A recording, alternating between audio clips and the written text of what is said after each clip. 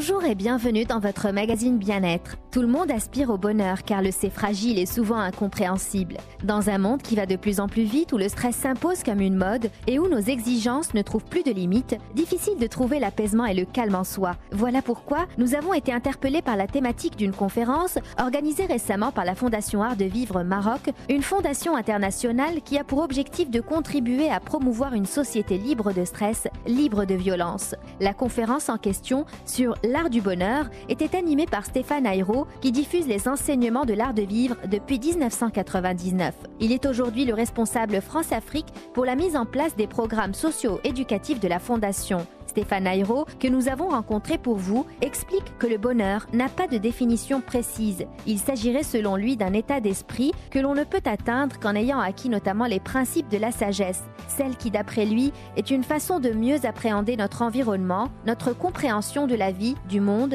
de l'univers et une meilleure façon d'aborder notre relation à nous-mêmes et à la nature. Stéphane Ayrault aborde ainsi les 4 piliers de la sagesse en commençant par le premier qui est la prise de conscience de l'impermanence de la vie. À tout moment, les pensées des uns changent. À tout moment, ce qu'on nous a dit sur nous a changé aussi. Ça change constamment. Donc, ne pas s'attacher à ce flot d'événements, à ce flot de paroles. Simplement, aller en profondeur, aller chercher plus ce qu'il y a derrière.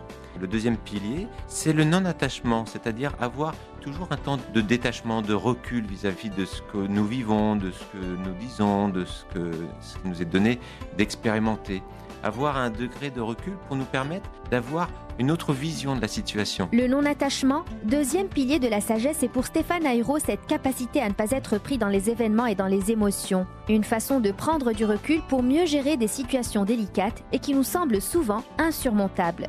Voyons maintenant le troisième pilier de la sagesse qui s'appuie cette fois sur 6 richesses. La première richesse, c'est d'avoir cette stabilité d'esprit. Quels que soient les moments durs, quels que soient les moments de joie, je garde cette équanimité qui fait que je ne perds pas ma sensibilité. La deuxième richesse, c'est avoir le contrôle de ses sens. On nous offre une part de gâteau, on va la savourer. Une deuxième part, on la savoure encore. Troisième part, ça va commencer à être de la gourmandise. Et puis au bout de la 4e part, on va commencer à se créer un malaise à un moment donné, mal de ventre, etc. On ne s'écoute pas. Donc on n'a pas le contrôle de nos sens. C'est eux qui ont le contrôle sur nous. Et ça, pour le bonheur, c'est important d'avoir le contrôle de ses sens. La troisième richesse, c'est garder la persévérance, garder l'endurance. Quoi qu'il arrive dans mon quotidien, je sais qu'au bout du compte, il y a quelque chose de positif pour moi dans cette situation. Donc la 4e richesse, c'est garder ce côté enjoué, garder cette légèreté dans les situations.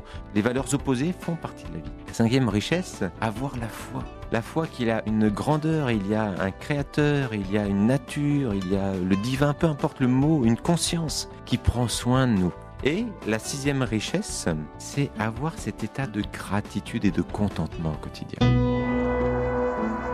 6 richesses pour atteindre la sagesse, mais le chemin à parcourir pour arriver au bonheur est encore long, car il reste un 4e pilier à comprendre, celui du désir d'atteindre cette libération, cette capacité à se déconditionner de ses croyances, de ses limites, de ses peurs, de ses concepts. Il s'agit de découvrir ce que nous sommes à chaque instant. Plus d'explications avec Stéphane Ayrault, professeur de l'art de vivre. Des fois, dans notre mal-être de couple, on s'est trop pris, je dirais, nos pieds dans une corde qui est penser que l'autre restera toujours pareil et on ne cherche pas à redécouvrir celle que j'ai aimée il y a 20 ans avec un nouveau regard. Et si cette personne me surprenait encore? Mais pour ça, il faut un autre regard. Donc ces 4 piliers nous offrent en fin de compte un autre regard sur la vie, sur nous-mêmes et forcément, ils font partie du chemin du bonheur. 4 piliers de la sagesse pour connaître enfin le bonheur, cela pourrait sembler très théorique, difficile à appliquer tous les jours. Pourtant, Stéphane Ayrault nous invite à méditer sur une phrase de Patanjali, un célèbre sage connu dans le monde intellectuel du monde indien qui disait « Le chemin est très long mais le but est à chaque instant ».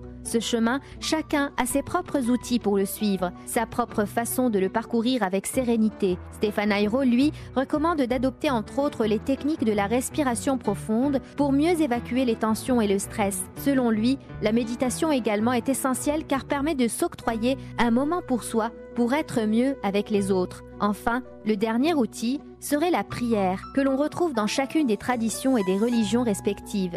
Autant de moyens accessibles qui peuvent enfin illuminer notre vie et donner un élan à notre bonheur. Sur ce, je vous souhaite une excellente journée et à très bientôt pour un nouveau magazine Bien-être sur Lux Radio.